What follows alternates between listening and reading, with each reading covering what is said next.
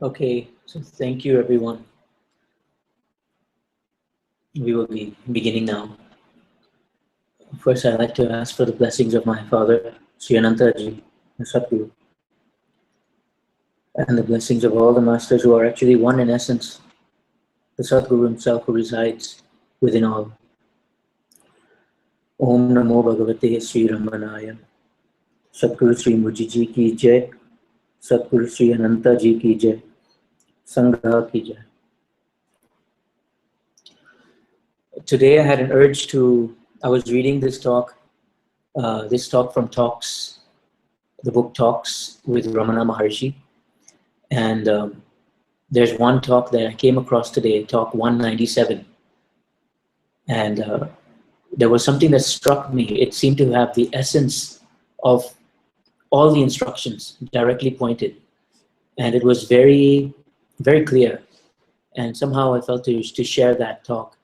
And then whatever arises by the grace of my Father will maybe come, maybe not. But it's by His grace, whatever is happening here. So I'll begin reading the talk now. It starts off with talk 197.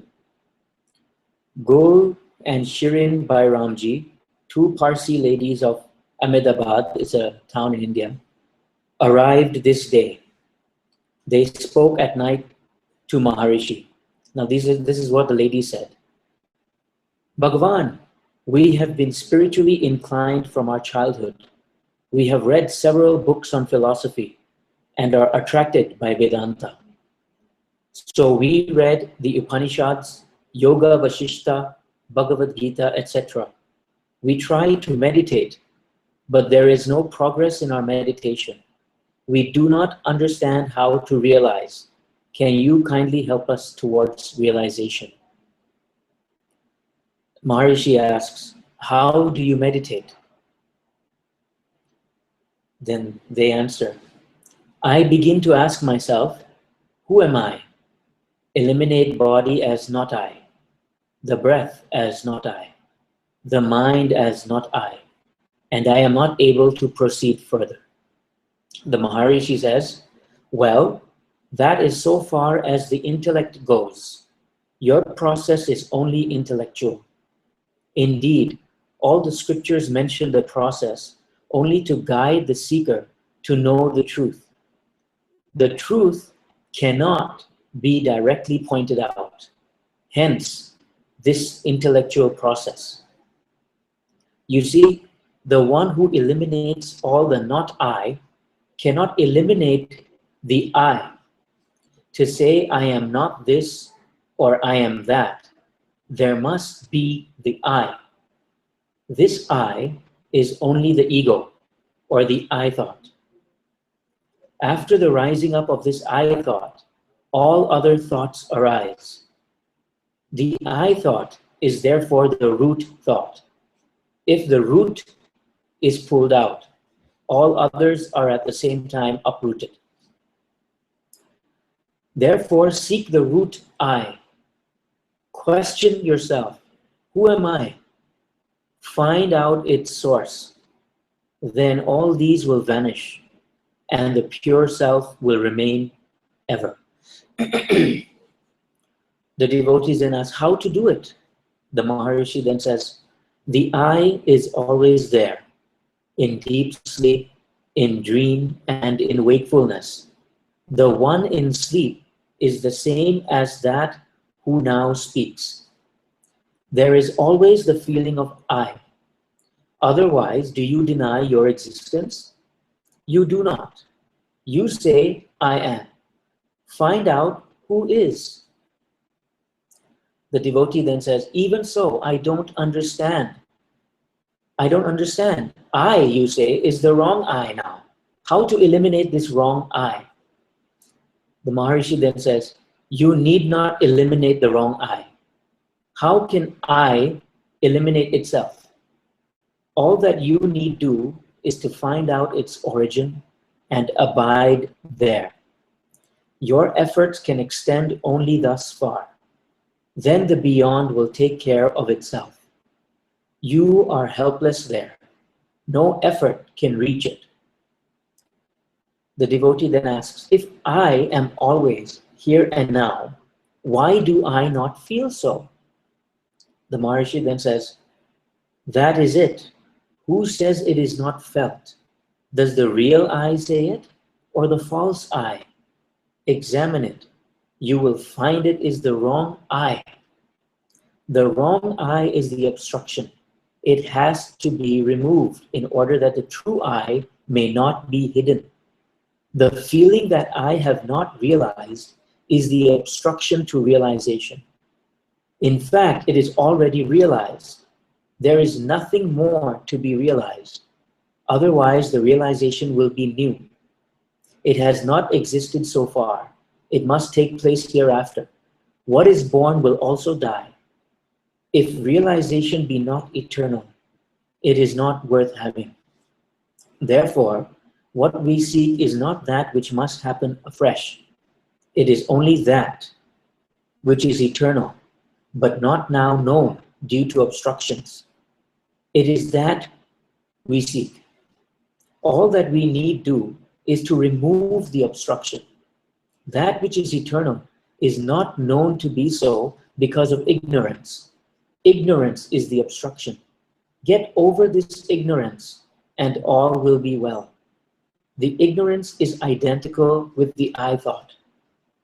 Find its source and it will vanish. The I thought is like a spirit which, although not palpable, rises up simultaneously with the body, flourishes and disappears with it. The body consciousness is the wrong I. Give up this body consciousness. It is done by seeking the source I. The body does not say I am. It is you who say I am the body. Find out who this I is. Seeking its source, it will vanish. The devotee then says, then will there be bliss? The Maharishi then says, bliss is coeval with being consciousness.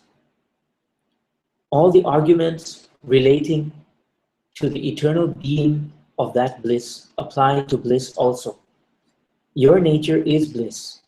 Ignorance is now hiding that bliss. Remove the ignorance for bliss to be freed. The devotee then asks, should we not find out the ultimate reality of the world, individual, and God? The Maharishi then says, these are all conceptions of the I. They arise only after the advent of the I thought. Did you think of them in your deep sleep? You existed in deep sleep. And the same you are now speaking. If they be real, should they not be in your sleep also? They are only dependent upon the I thought. Again, does the world tell you I am the world? Does the body say I am the body? You say, this is the world, this is the body, and so on. So these are only your conceptions. Find out who you are, and there will be an end of all your doubts. The devotee then asks, what becomes of the body after realization? Does it exist or not? We see realized beings acting like others. The Maharishi then answers, this question need not arise now. Let it be asked after realization if need be. As for the realized beings, let them take care of themselves. Why do you worry about them? In fact, after realization, the body and all else will not appear different from the self. The devotee then says, being, always being consciousness bliss, why does God place us in difficulties? Why did he create us? The Maharishi then says, does God come and tell you that he has placed you in difficulties? It is you who say so. It is again the wrong I. If that disappears, there will be no one to say that God created this or that. That which is does not even say I am. For does any doubt rise that I am not? Only in such a case should one be reminding oneself, I am a man. One does not. On the other hand, if a doubt arises whether he is a cow or a buffalo, he has to remind himself that he's not a cow, etc., but I am a man. This would never happen. Similarly, with one's own existence and realization. So this was the whole talk. The reason the feeling came to pick up this talk is it seems to cover all the questions that a seeker would have, and it seems to cover the answers that point directly to the truth. So it begins with these two women who come and ask the Maharishi that they have done a lot of reading, a lot of study. They have been into the path of Vedanta. They have been looking at and meditating and reading and studying for a long time. And they said that right now they feel stuck. And when they meditate, they say they feel stuck. So the Maharishi asks them, how do you meditate? And then they say, we look at the body and we say, I'm not the body. We question, who am I? And then we say, I'm not the body, I'm not the mind, and then I get stuck. And then the Maharishi says, that is as far as the mind can take you. You see, because what we're talking about here, the self, is not something that can be found by the mind. The mind itself is watched from this position. So like my father says, like Sri Anantaji says, how can the son find out about the father's birth?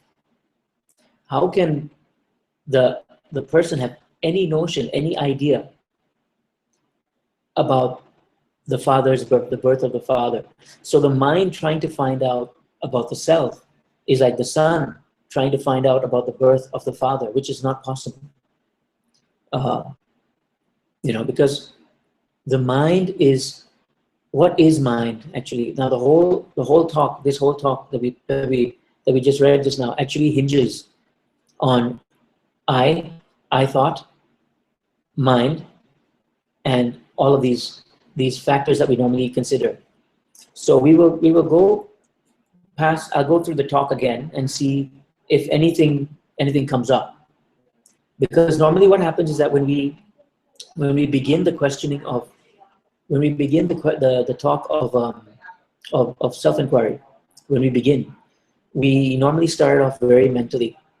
We hear certain things from the teachers, from the masters, and then the mind grabs them on and holds them as some kind of technique. But what the masters are pointing to, what Sri Mujiji is pointing to, is direct. It's what you are, what you can never not be. I mean, right now, if you look at it, if we follow what the ladies did in this exercise, the ladies, so we close our eyes and then we ask, who am I? And then we use the mind. The mind says, I'm not the body. Okay, I'm not the body. Then I'm not the senses. Okay, I'm not the senses. I'm not the mind. Okay, I'm not the mind. Then where are you going to go now? You see, what happens is that when you say you're stuck, the voice that says, I am stuck, is the voice of the mind itself. The voice that says, I am stuck, can be seen. It's seen. So that voice cannot be what you are. But there is something that's here that sees the voice saying, I am stuck. That is not stuck. If you view yourself right now, you go through that exercise again, I'm not the body, I'm not this, I'm not the mind. And then you say, I'm stuck. The thought I am stuck and the feeling of stuckness is also observed and observable. It's observed by what? Rest here. What is it observed by? Is it? And is this thing stuck? And how far is this thing from what you are? You see? So this is how the mind sort of muddles up if you bring the mind into it. That's why Guruji and my father always say, don't give this to the mind, because the mind will take it and turn it into another technique and give you another journey. We'll make a journey out of what? Finding out what you are. But what you are is already here. It is that which is watching the journey being taken.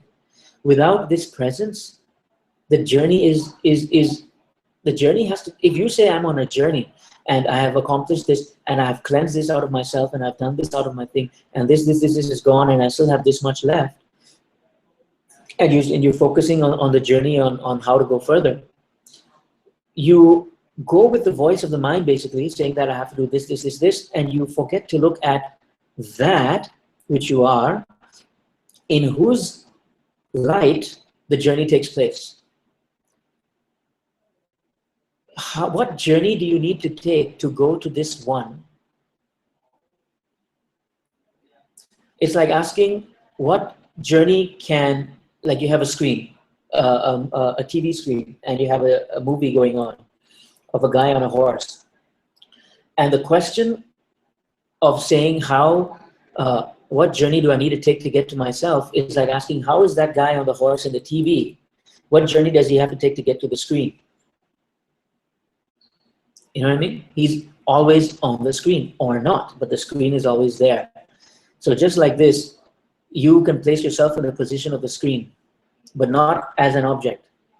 Because now if you say, I put myself in the position of a screen, you start to visualize a screen. And then you say, yes, I see the screen. No, now you've given it to the mind. So what you do is you don't look at the screen as an object now. You look at that which is seeing the screen. You see? This is unmoving. The mind will create millions of objects and will try to pull you towards those objects and say, you are this, you are this, you are this. And that voice can also be seen, but you stick with this. You stick with the one that knows. You stick with the one that's present, which is you. Okay? Now, so this is the first part where he eliminates the concept about getting the mind out of it.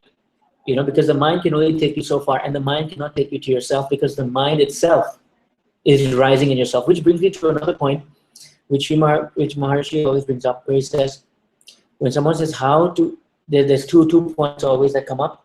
One is the latency of the mind, manolaya, which is the term that normally use, manolaya, which is the latency of the mind in a latent state, which means that what was the last thought is still there in a seed form, and then when the mind becomes active again, that seed then grows up again.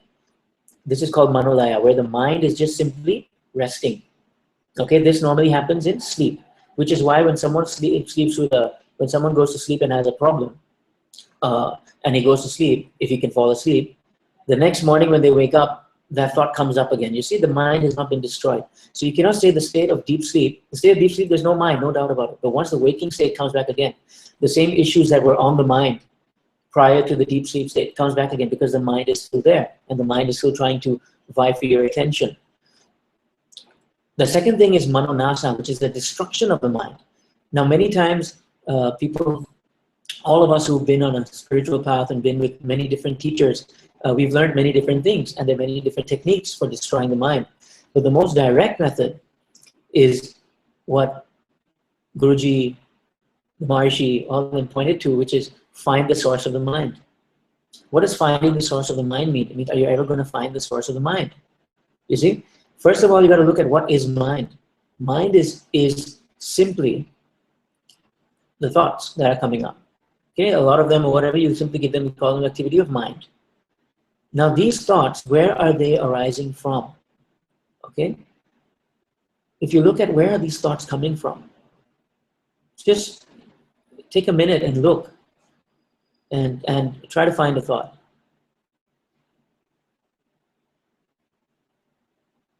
Really try this.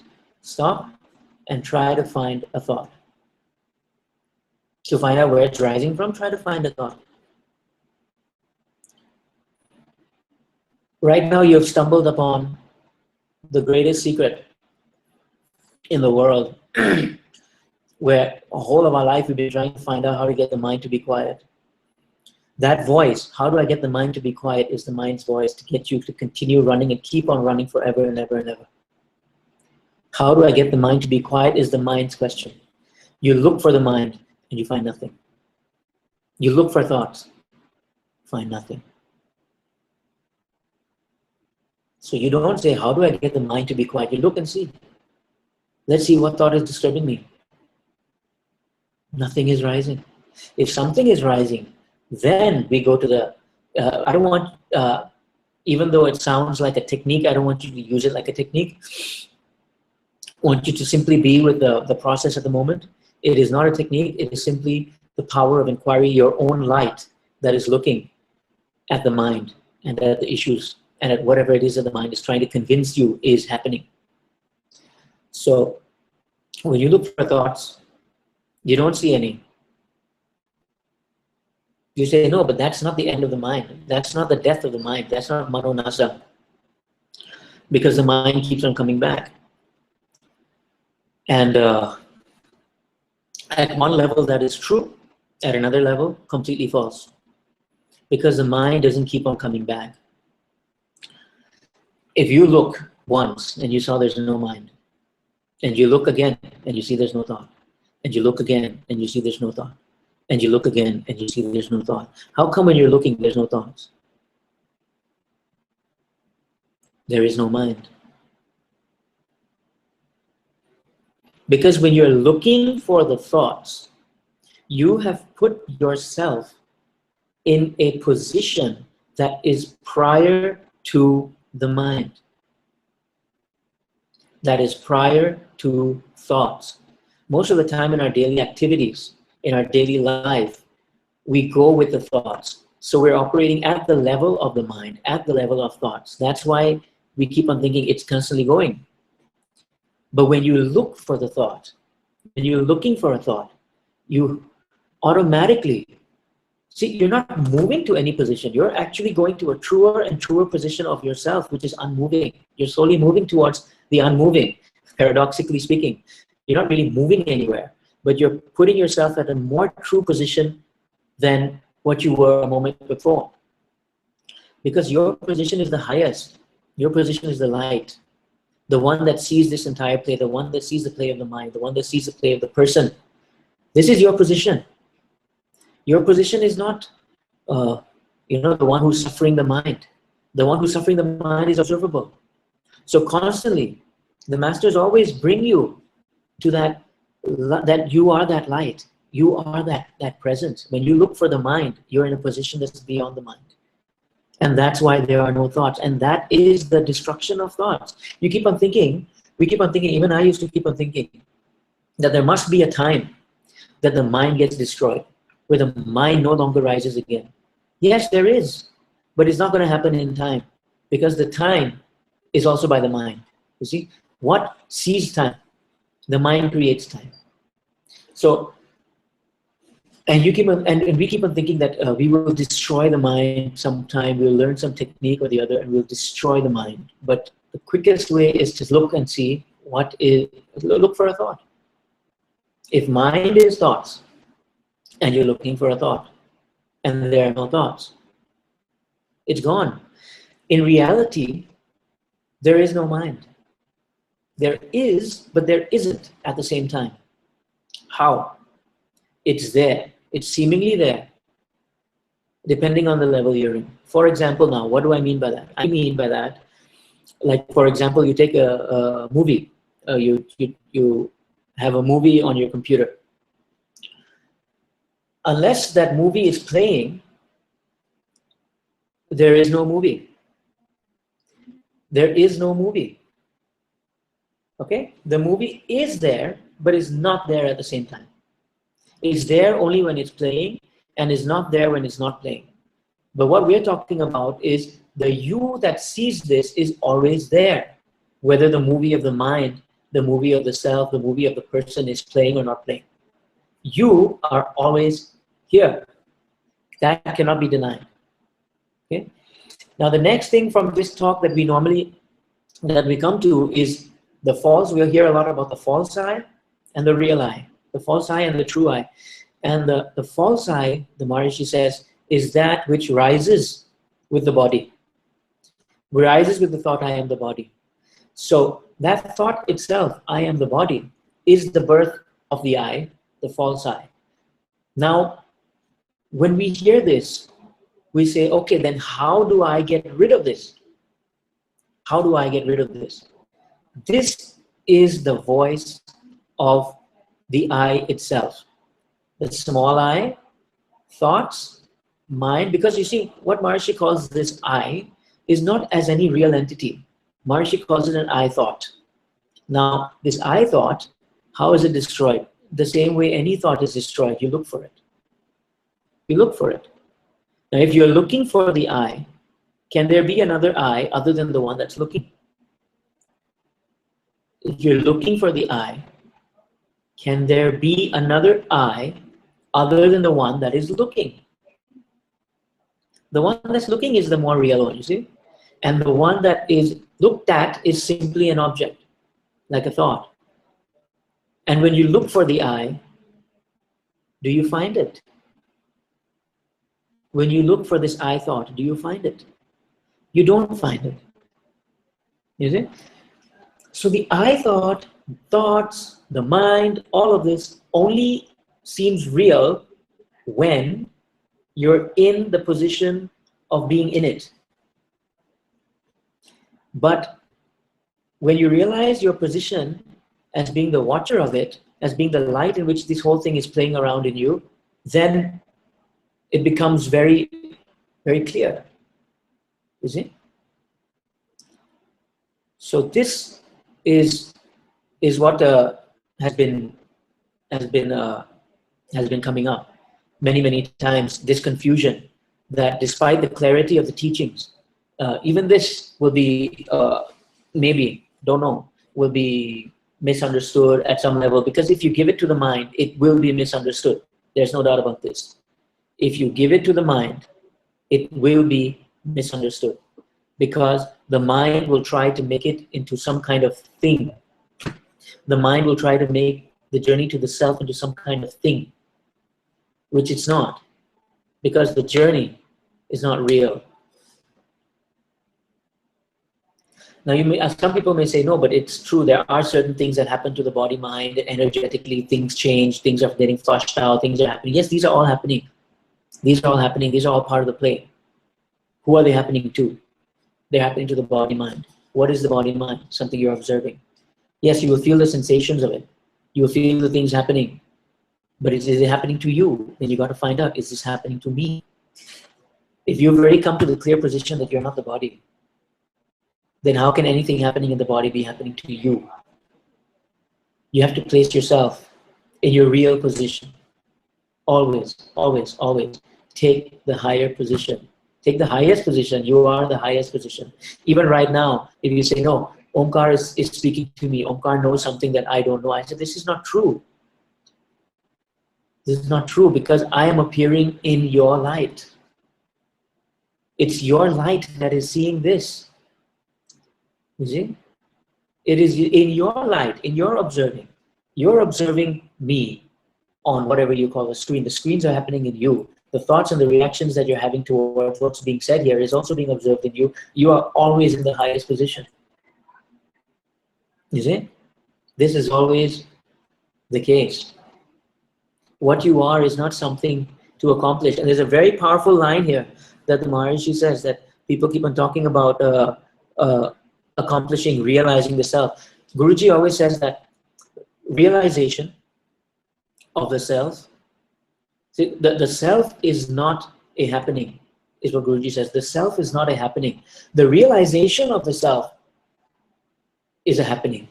So what happens is you realize that which has always been there. The self itself does not come and go. You don't attain the self.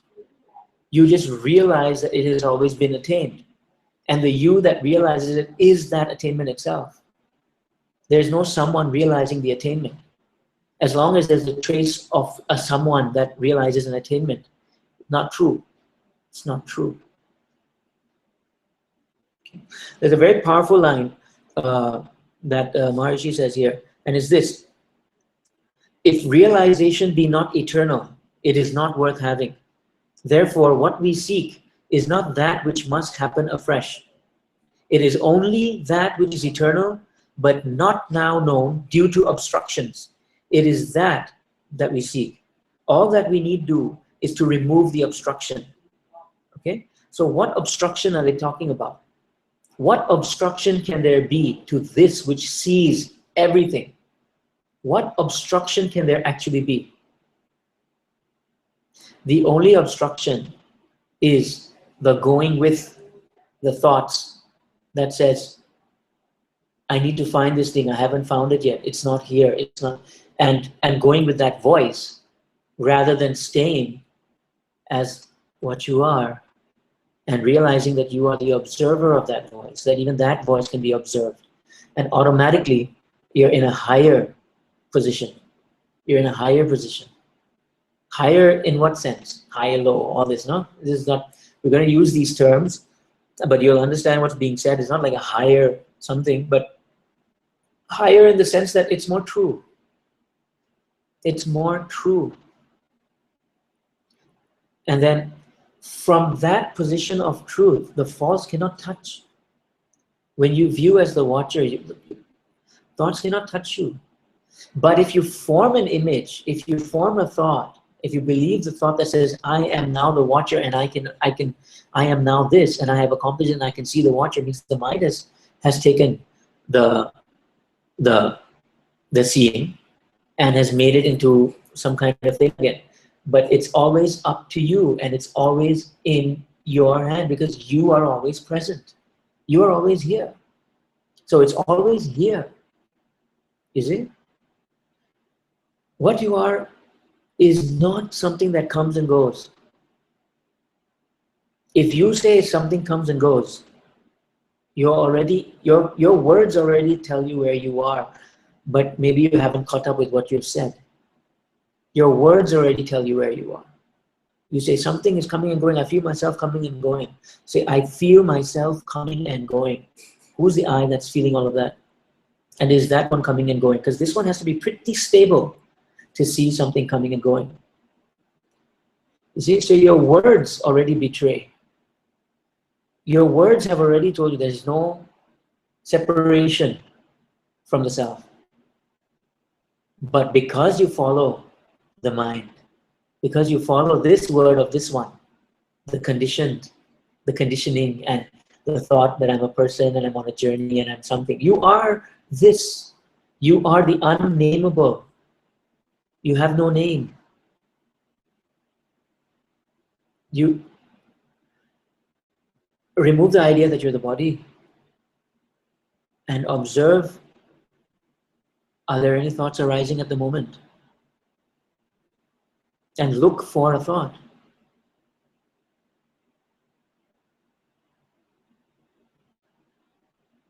There are no thoughts, but you're still there.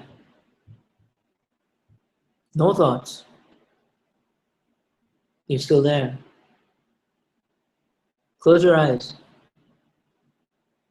Sensations are still there of the body. You don't see a body, you're still there. Sensations are there. They're observable. The sensations are not you. The sensation, it can be painful or not painful or whatever it is. But does it touch what you are? Something bites you. Ouch! Something bites the hand. Ouch! The pain is felt. But does it change the stability of this thing? Does this thing move out and then move in or anything? It's that it's observing the ouch. It's observing the reaction. But does it do anything? Open your eyes. The body is there. Thoughts. Look for a thought. A thought may not be there right now while you're looking at it, looking for it. You're there. But this fact that you've discovered about yourself being here is also the case when thoughts are there. You say, I go with my thoughts. Something sees going with the thoughts. You're still here. Nothing really happens. But rest in this more and more. Rest in this more and more. Be alive to this truth that you are.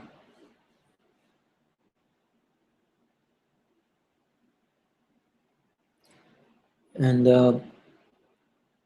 the very beautiful part, another beautiful part in this question always comes about this one where the seeker will always want to ask, but what happens after realization? What will happen to me? You won't be there. What will happen to me? And the Maharishi always says, realize first, and then see whether this question arises.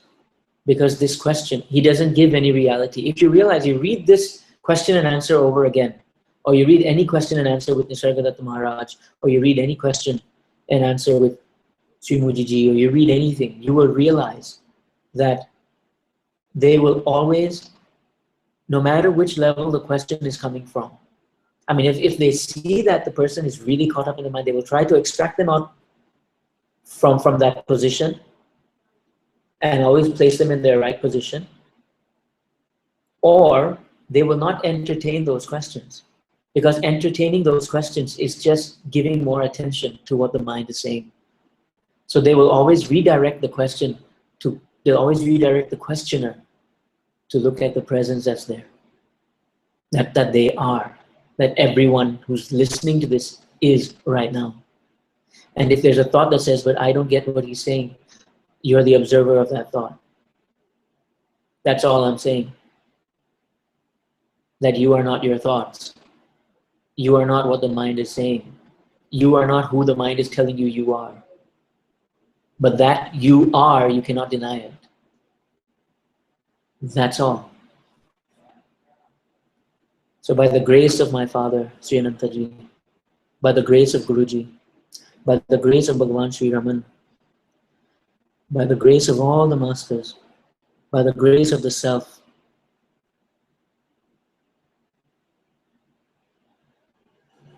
this is possible. Thank you.